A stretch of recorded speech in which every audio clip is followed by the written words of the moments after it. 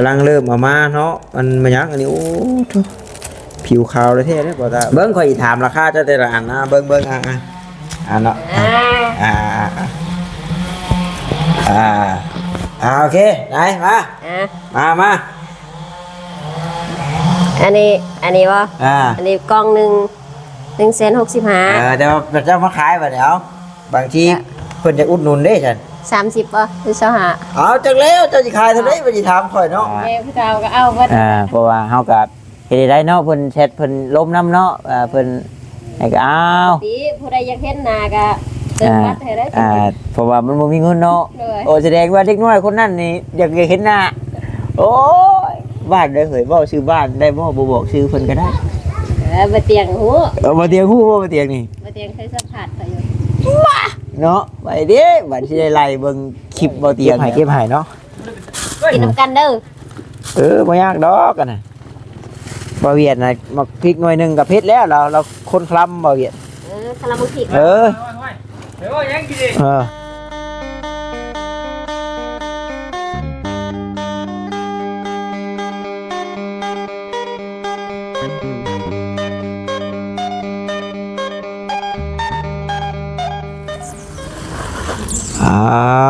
โถเนาะกูดังเก็บรถบ่เดี๋ยวนี้เฮ้ย1 2 3 4คันมีแต่รถบรรทุกคันใหญ่ๆมีรถยังนะรถส่วนแน่รถแมคโครแน่พี่น้องเนอะรถตักดินแน่รถมายังอันนี้รถลากแน่ปื๊ดพูดสาวจอยออกรถใหม่ตั้งว่า4คันเนาะเปิดห้านค้าแป๊บเดียวออกรถใหม่4คันเลยตูซาจุกละสบายดีดูใช่แม่เด้โอ้แม่ฮดพักโอ้โถฝุ่นเนาะกดบักพักกดทั่วบักแตงเพิ่นอาดเด้อเท่านั้นได้ยินข่าวว่าแม่เปิดห้านขายขนมบ่ฮะแม่จอยเปิดห้านขายขนมบ่แม่นบ่เนาะบาดนี้จักอยู่บ่นี่ฮะควัดละบาดนี่ใช้คือบ่เอารถควัดเอาลิ้นผู้เดียวเพิ่นเนาะโอ้พี่น้องมาบาดนี้รถแปลกหูแปลกตาเราเห็ดเนาะจัดฉันหรือว่าอย่างก็ตกแต่งหน้าบ้านหน้าเฮือนใหม่ด้วยสวนพักสวนหญ้าพี่น้องมีหมากถั่วหมากแตงมีพักเต็มตึ้งเต็มคือคักหลายพี่น้องเลยหลังจากบริมาหาโดนเติบเนาะเอาก่อนอื่นทางบอต้าเองก็ขอกราบทักทายสบายดีกับพ่อแม่พี่น้อง FC กันเบิดสุคนเด้อพี่น้องเด้อFC ทางฝั่งลาวฝั่งไทยทางต่างประเทศนำพี่น้องเลยกายินดีต้อนรับเข้าสู่ช่องของบอต้าบ้านเฮาคือเก่าพี่น้องเนาะตอนนี้ก็อยู่เพื่อน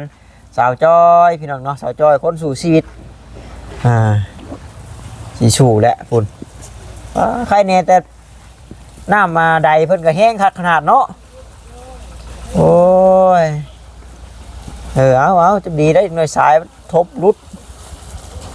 เอาสบายดีเด้อชาวจ้อยเด้อเนาะดูสบายดีว่าเป็นยิงบ้านนี่เด้อเฮ้ยเนาะแห้งว่าสิเช่นไว้อยู่บ่แรงมันหนาวลงมือเฮ็ดได้จักมือแล้วชาวจ้อยนี่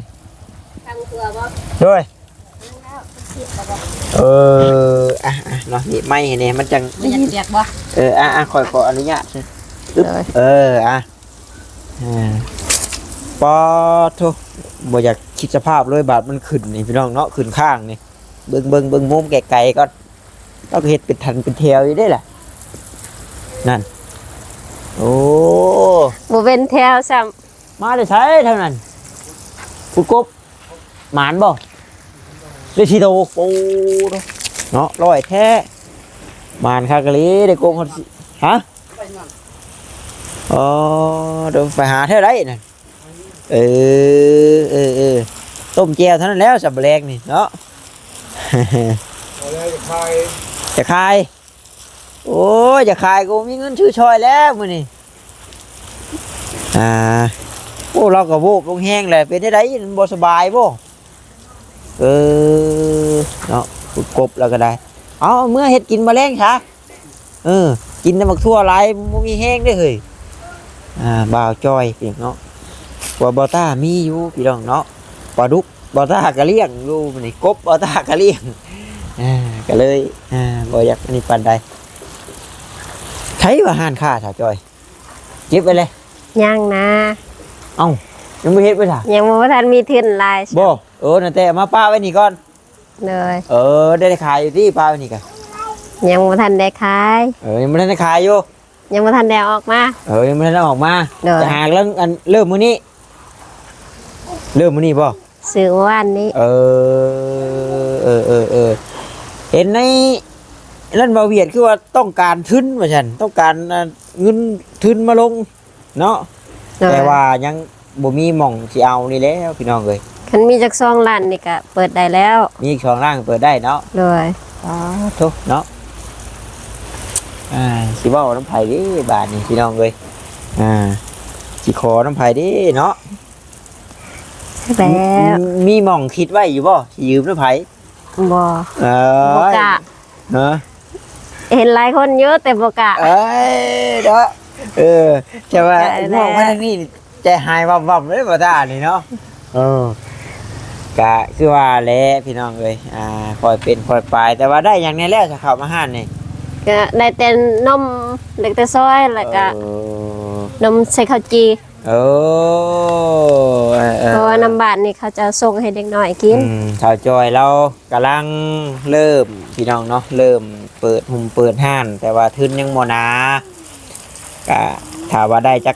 ก2 ล้านนี่มาซื้อเครื่องซื้อของนี่อาจจะได้ยาวอยู่พี่น้องเนาะไปเรื่อยๆก็สาธุพี่น้องเลยเนาะก็ให้ได้ไวๆเนาะ เลย นอนพันดีๆเด้อแมลงเด้อ เลย ก็ว่าเลยเนาะก็ขอน้ำเพิ่นนี่แล้วเฮ็ดได้ฉันช่วยลูกช่วยหลานแน่ว่าฉัน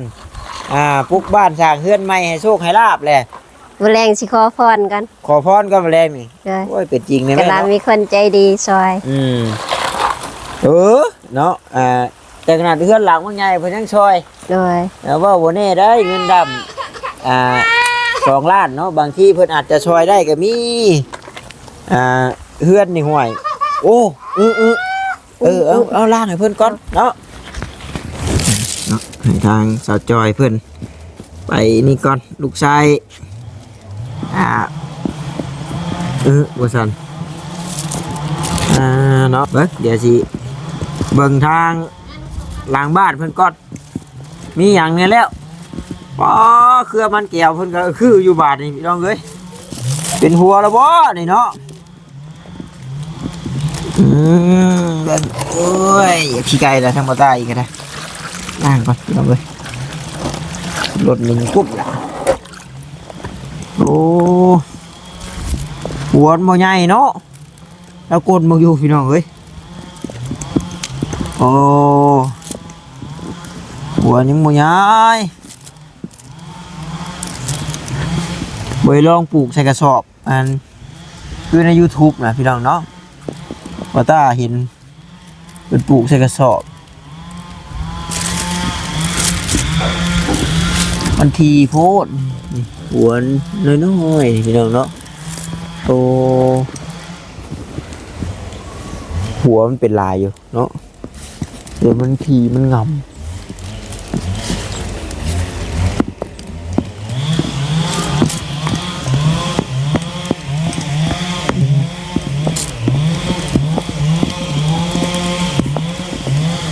มันแก้วก็คือหัวน้อยแท้แถวจ้อยหัวน้อยแท้มันนี่โอ้ยหัวน้อยแท้พุดแล้วหรือบ่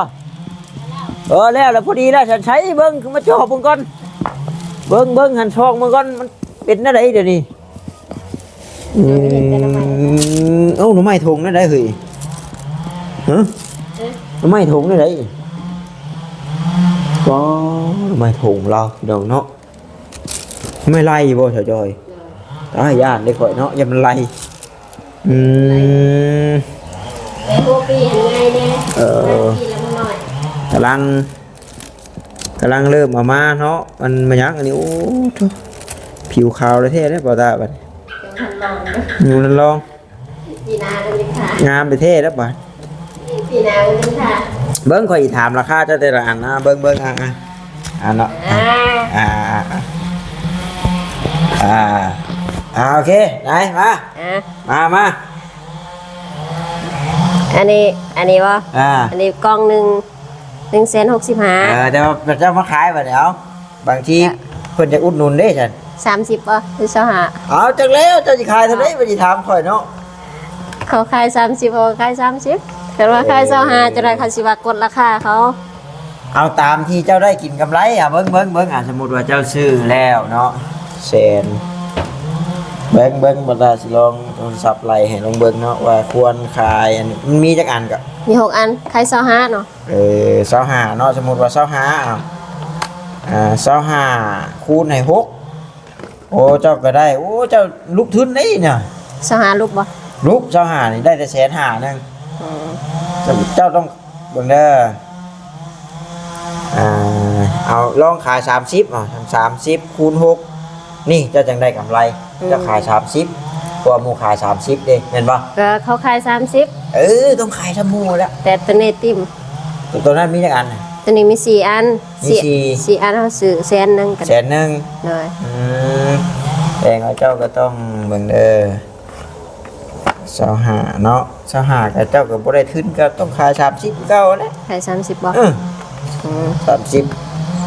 นี่4เจ้าจังได้ ตัวนี้ เจ้าจังได้ 50มี6อันตัวนี้ขาย10ตัวนี้มีจักอันน่ะ มี6อันมี6เลย เจ้าซื้อขวด50เนาะใครอยู่จะได้กินอยู่ตอนนั้นได้กินอยู่มันนุ่มได้แพ็คเท่าไหร่นมบ่25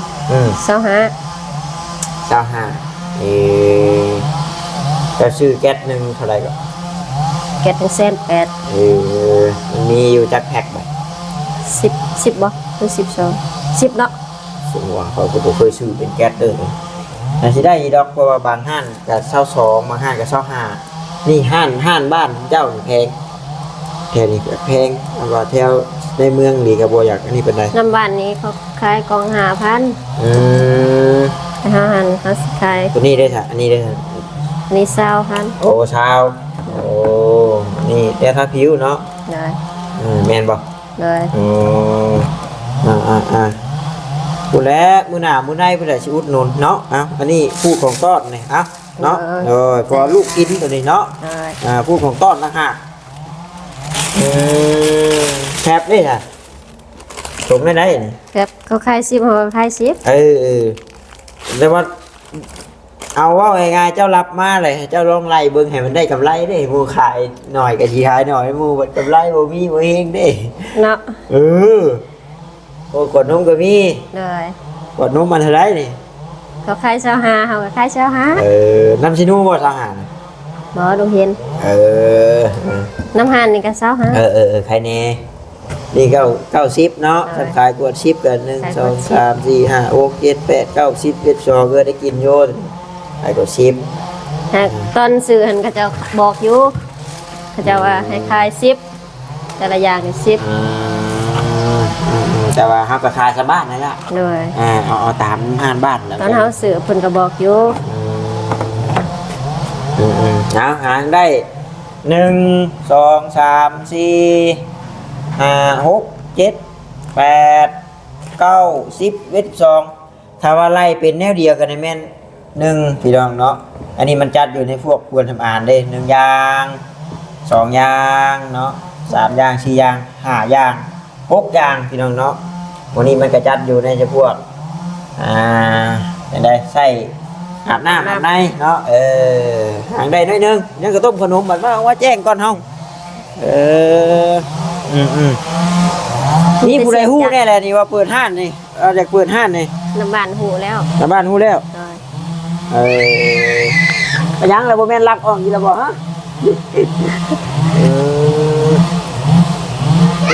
เงิน2 ล้านเนาะถ้าได้มาลงทุนนี่มันสิพออยู่บ่สายจอย2 ล้านนี่ว่าซื้อแต่ขนม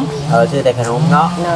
แล้วก็ส่วนอันบนหอยเฮาก็เอาไม้เฮ็ดเนาะหรือว่าเอาเชือกเอาไม้บ่ไม่คอไม้น้ำลุงไม้มีอยู่ยังมีอันนึงหรือว่าเจ้าเฮ็ดเป็นเฮ้ยน่ะอย่าเจ้ามีหน้าบ้านอันนี้อยู่บ่ยากกันเฮ็ดรักขมังก็ได้ เฮ็ดชาวาเจ้าบ่อยากห้อยเท่านี้ก็เฮ็ดรักขามั่งอะนะ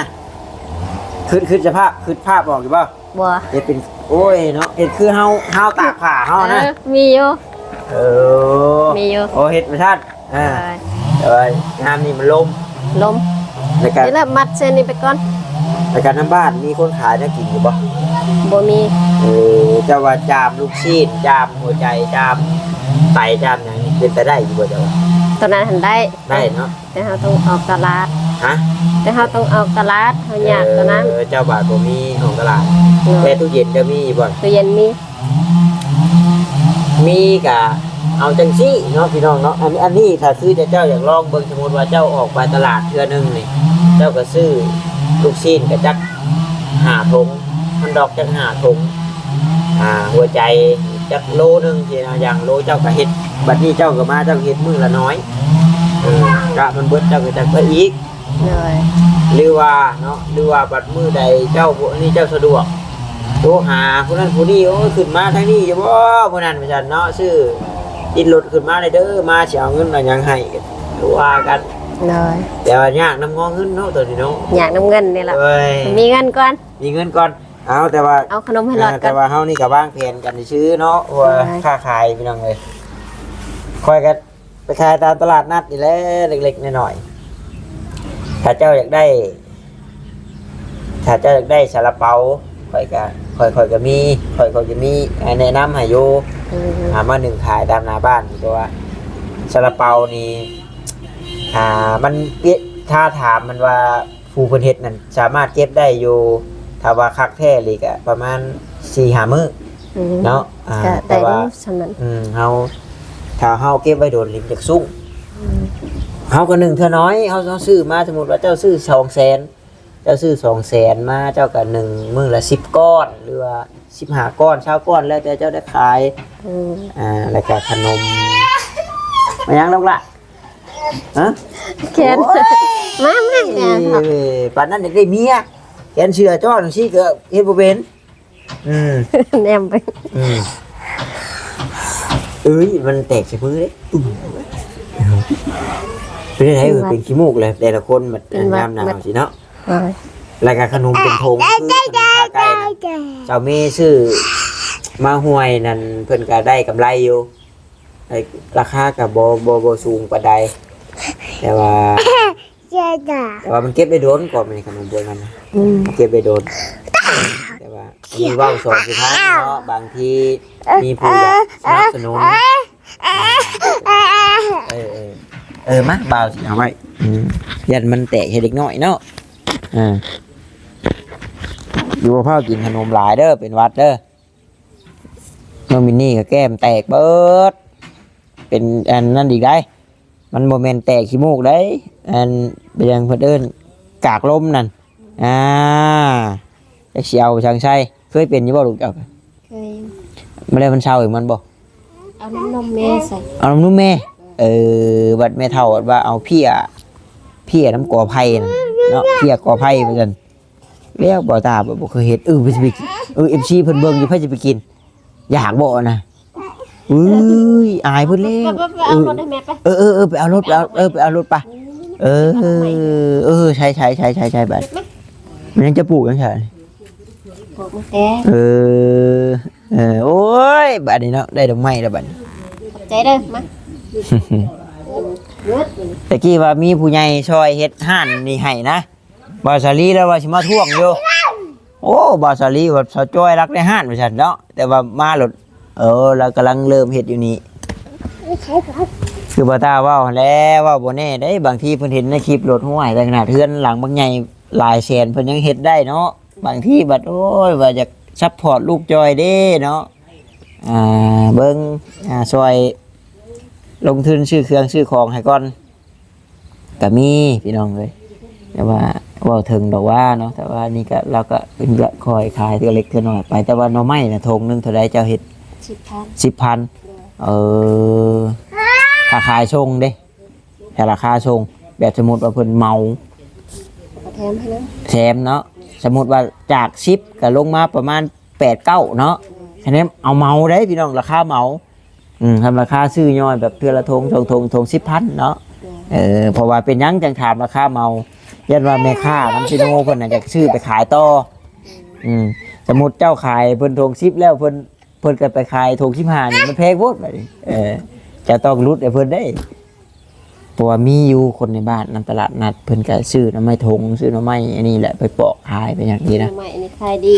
เป็นใหม่ลาย เดี๋ยวสิลองถามเสิร์ฟเบิ่งให้โยเนาะแต่ว่าเพิ่นทง10เพิ่นบุติก็แฮงดีของเจ้าเนาะเพิ่นก็ดีไปเจ้าก็ได้กำไรไป เมื่อวานป้าซื้อเมื่อเช้าไปซื้อให้ฝากเอาไปให้ลูกสาวเพิ่นอยู่ไทยเพิ่น ห่วยได้หลายเศษเต็มได้แต่เบิดยังไงเนาะ ค่าทงสิก็ได้3ล้านปลาย 3 ล้านปลายบ่เนาะโอ้น้องเนาะ บ่แม่นแต่เท่านั้นนะทำไม ยังมีอยู่อ่ะ ขวดก็มี ร รวมทั้งเป็น โอ้เป็นขวดเป็นหยังมันก็สิเป็นหยังเนาะ ขวด เราไม่ชมจะเฮ็ดบ่ ไม่สมเอานมไล่ เอาพี่น้องเนาะผู้ใดต้องการหน่อไม้ดองเนาะติดต่อมาหาบอต้าได้เนาะเดี๋ยวสิบอกสาวจอยบนไหนหรือว่าทางเพจสาวจอยก็ได้มันยังก็ซื้อเพจจ้ะนะลืมแล้ว ลืมละยังหักกันตอนมีชีวิตอยู่เนี่ย เนาะแตวจาแตวยังโมมีแล้วเนาะสาวจอยชาวยังโมมีแล้วเนาะ บ่มีละ บอต้าค้นหาจนตาดูนแล้วว่าจิโทรหาอยู่ว่าจิถามว่าอยู่เพื่อนบ่ฉันสินะเมื่อนั้นก็เข้ามาอยู่เข้ามาเลยบ่เห็นจะไปใส่โค้มันบ่จัก บ่แม่นไปเกี่ยวเขาบ่ แล้วก็แม่ตู้น้องน้ำพลนี่ก็แม่ชาวพลนี่ก็บ่อยู่บ่เฮ็ดเฮ็ด เกี่ยวเขา ยันพากันไปเกี่ยวข้าวเบิดนะเนาะ ไปล่าสุดในท้องมือ ไปหน้าไผนะ หน้าปะ อยู่พวก บัดนี้ นำเพิ่นก็เลยไปเกี่ยว บัดนี้แล้วเบิดแล้วติบัด แต่มาแล้วอดแล้วปีนี้ กดแล้วเนาะเบิดโควต้าเกี่ยวข้าวแล้วบัดเนาะ หมดปีได้ล้านหนึง เจ้าอะไร ได้ จักว่านี่เอาเงินนี่จักมาซื้อเครื่องนี่เด้เป็นผู้ใหญ่เพิ่นน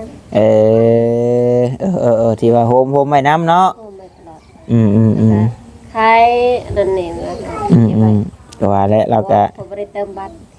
มีค่าใช้จ่ายน้ำแน่น้ำลูกน้ำเต้าแน่มีคนเติมบัตรให้อยู่บ่โอ้ไฟขึ้นมาดีแท้นานมาอีกแล้ว ไว้จังได้มีเงินเก็บ ผู้ใหญ่เพิ่นบ่เติมให้ บ่นะเด็กน้อย เอ้าเป็นตัวผู้ว่าวน้อยบ่ได้เด้ บ่นะเขาเติมให้ ใครอยู่มี แล้วเซ็ตบ่ได้ก็ว่าบ่มีเน็ต แล้วขอแพงๆเงินไว้ บ่ยากดอกพี่น้องเนาะ ได้ใจดีก็หลายคนอยู่เติมเน็ตให้ แต่รุ่นน้องเนาะอย่าแลผู้ใดเป็นเติมให้ก็อ้าวเนาะเฮ็ดจังได๋ เงินเดี๋ยวบ่ติด เพราะว่า แม่ผู้เฒ่าก็เอาบัด เพราะว่าเฮาก็เฮ็ดได้เนาะเพิ่นแชทเพิ่นลมน้ำเนาะเพิ่นให้ก็อ้าว ติผู้ใดอยากเห็นหน้าก็เติมบัตรให้ได้ เพราะว่ามันบ่มีเงินเนาะ เลย โอ้แสดงว่าเด็กน้อยคนนั้นนี่อยากเห็นหน้าโอ้ยบ้านได้เผยเว้าชื่อบ้านได้บ่บอกชื่อเพิ่นก็ได้ บ่เตียงหู บ่เตียงฮู้บ่เตียงนี่ บ่เตียงเคยสัมผัสเขาอยู่ เนาะไปเด้บัดสิได้ไล่เบิ่งคลิปบ่เตียงแล้วปานอยู่ดงแงว เอาเลยเนาะหางฮู้ได้นี่เพิ่นเริ่มเติมให้แต่โดนแล้ว ก็โดนอยู่ แล้วเขาจึงมีเงินเก็บ ประมาณจักปีเพิ่น 20 ปี โอ้ยบ่น้อยแล้วแต่ธรรมดาสามัญนี่แหละเนาะคือเดียวว่าเด็กน้อยก็ปอกแป๊กบ่ฮู้อีนูอีนี่นะ เด็กน้อยเคยมีอยู่ จำ เติมเงินให้ป้าก่อน จำเช้าปีนั่นบ่เป็นหยังได้ผู้ว่ารุ่นเฒ่านั่นมันก็เคยมีประวัติอยู่เนาะมะพร้าวห่าวยิงแกยิงมันเพิ่นว่าเนาะแต่ว่าเอาคักได้สะจอยบาดนี้เนาะ เกิดเรายังให้ แต่ว่าอันนี้เฮาก็เว้านัวหัวม่วนเนาะแล้วก็โทรลิ้นโทรลมกันนี่มันก็บ่แปลกดอกพี่น้องเนาะ ผู้ใดโทรนี่โทรได้แต่ต้องเติมเน็ต เพราะว่าสะจอยแล้วบ่มีนิดได้พี่น้องเนาะผู้ใดเห็นหน้าสะจอยเติมนิดให้เราเราบ่ได้ขอได้แต่ว่าเราก็เว้าความจริงแล้วเราบ่มีนิดเจ้าอยากเห็นเจ้าลมค่อยเจ้าก็เติมไปค่อยเนาะ เงินข่อยมีอยู่แต่เก็บเงิน น่ะ ซื้อกินให้ลูก เว้าแบบเป็นแปลนเนาะสะจอย แฟนบ่ได้ผู้ใดอยากเห็นนะเติมเน็ตให้ ผู้ใดรับได้ก็เติมเนาะคักแล้วสะจอย บ่เป็นแฟนรถ โอ้เนาะเวลาเบิ่งคลิปแม่เตียงซะแล้วบาดนี้เนาะ เด็กน้อยผู้นั้นผู้ใดเด้สิโชคดีนี่เนาะโยซื้อเฮือนแถมชาติพูดลูกชายก็เริ่มสิใหญ่แล้วก็นี่ บ่เป็นหมดแล้ว เนาะสบายเริ่มสบายลูกคอยบัดแอบเก่งก็ดอได้เดี๋ยวให้เก่งมันโอ้ยว่ะ อันนี้มีแต่อยากกิน เริ่มแล้วจะมีเริ่ม แม่อยากกินข้าวจนแม่อยากกินขนม ม กับอยากได้รถ จะได้รถอันนี้ได้รถน้อยนี่ เมื่อนั้นตื่นมาแต่4 โมงแม่ไปหาเงินซื้อรถไทย ปูน จังได้ไปเกี่ยวข้าว ปุ้ยเนาะได้รถไทยบ้านนี่ เพิ่นก็อยู่จุกเจียเกี่ยวข้าว เอาว่าอะไรกะก็ว่าแล้วมันคำเลยสาวจอยคอยกะคือจะได้กลับก่อนเนาะหาบน้ำในก่อนมันเริ่มสิเป็นนาคีได้นี่เจ้าเสือเรื่องพญานาคบ่ได้หน่อย เดี๋ยวไปเอามาเคลียร์กัน ฮะ ไปปิดไว้แล้ว เอาแล้วแม่นบ่เฮ้ย มันหันบ่ทันเขา มันเป็นหัวใหญ่ได้ คนมันเจ้า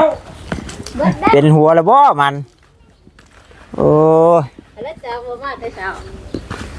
ไปให้บุญ ไผเอามันน่ะ ให้บุญแล้วฟัง เออ ยังไงยัง อืม ตำรวจเนาะ โอ้ปิดไว้แล้วเพิ่นว่าเนาะเออ ปิดไว้แล้วแต่บ่ทันล้าง โอ้ไปสิล้างบ่เขือบ่แล้วบ่ล้า ล้าง งอยู่เฮือนพุ่นละ บ่เขือนี่บ่ล้างเลยมันเก็บไว้บ่โดนมันเน่า เอาหนึ่ง อ่าร ถยังร เก็ ถ บ ยัง แต่เช้าใช่ ล้างมันเน่าล้างนะ รถยังนี่ มันหันฟ้าฟ้าเก็บเอาบุญแล้วก็บ่เตียง อืม ว้ายของคนมันนี่ครับเฮ้ย พอแล้วน่ะบ่พันกับปล่อยพวกเหลืองก็เฮือกมาพวกนั้นก็ได้ บ่ โอ้ยว่า เขาจ้าหมานเถอะเนาะ โอ้ยเอานี่พี่น้องเนาะของต้อนจากในตู้น้องอันนั้นบัดได้หมักทั่วพี่น้องนี่มะเขือโอ้ยมีเท่าซุปเสยดีเนาะเอาผักบุ้งวะ พอแล้วทำนี่ก็หลายแล้วนี่ก็เก็บให้เนาะ กินน้ำกันเด้อ บ่ยากดอกกันน่ะบ่เวียดน่ะมักพริกหน่อยหนึงก็เผ็ดแล้วเราคนคล้ำบ่เวียด คาราบุกิ เออ เดี๋ยวยังกินดิ เด้อเนาะเอาพริกเหี่ยวหมากหนึงก็พอแล้วบ่เวียดแล้วว่ะเพิ่นว่ากินน้ำกันเด้อเพิ่นว่า กินยังอ่ะนะ กินลูก เด้อพริกมักพายมักตอกมักเตียวเพิ่นนี่แหละ กินน้ำพริกนี่โอ้ยเห็นบ่ต้ากินผู้เดียวก็ได้กินดอก เนาะโอเคฉันขอบมุกขอบใจละลายเด้อ ได้ลา โอ้ยเนาะได้ของฝากของต้อนจากชาวจอยพี่น้องเลยเอาให้เฮงๆปังๆเนาะห้านค้าห้านขายแล้วก็ให้มีผู้อุปถัมภ์ค้ำสู้เนาะมาแรกนี่ก็นอนรับฝันดีแล้วก็อย่าลืมแชทบอกนะเด้อจำได้ตัวคงตัวดียังก็ได้ เดี๋ยวมาครับ ว่ายัง ยันวะ บ่มีดอก เห็นกับเจ๊กับจ่า โอ้ยเนาะพอแห้งค่อยโอเคสาวจ้อยเนาะสบายดีเอาไว้ก่อนได้อสักค่อยเนาะยันเปลี่ยนใจเอาคืนโอ้ยนี่ก็ได้ไปเบิ่งเรืองก็เฮ้อไปทั้งใดแหละเพราะมันเห็นอยู่นี่ดินชายถมแล้วหันเรืองก็เฮ้อเพิ่นหัน ไปยังมาเดี๋ยวเพี้ยนกลับแม่เนาะ พี่น้องเนาะโอ้นี่ก็เริ่มหลอนแล้วพี่น้องเนาะสีทั้งโลโก้ทั้งพระอาจารย์เพิ่นเอาให้พี่น้องเลยไปปึ๊บโอ้ยเนาะไปจบคลิปก่อนบัดนี้ขอมุกขอบใจละลายที่เขามาเบิ่งมาชมแล้วก็บ่กดข้ามโฆษณาเด้อพี่น้องเด้อเนาะเอาท้ายคลิปนี้ก็ขอกล่าวเข้ามาสบายดีพี่น้องบ๊ายบาย เก็บจูด